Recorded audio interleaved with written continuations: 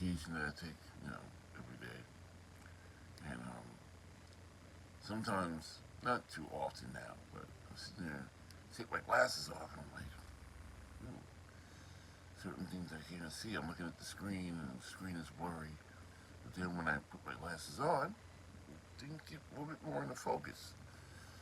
I guess that's a metaphor for life, you know. Sometimes you need to stop and get yourself in focus. Well, at least I know I have to do that. Like I said, it's not easy going through a few things that, learning curves and stuff, trying to make things better with work and personal life and stuff like that.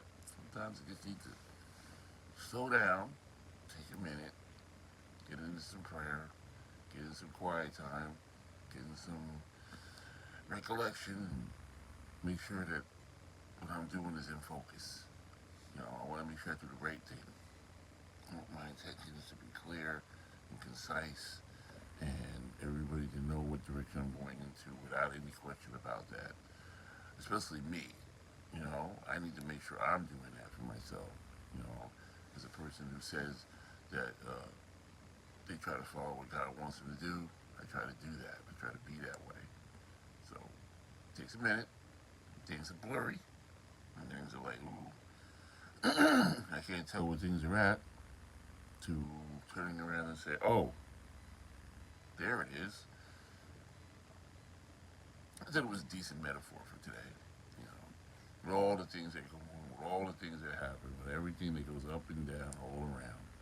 You know, sometimes you just gotta make sure it's all tightened up and it's about what I'm doing and how maybe I can be of service and be of purpose, or even if I'm not,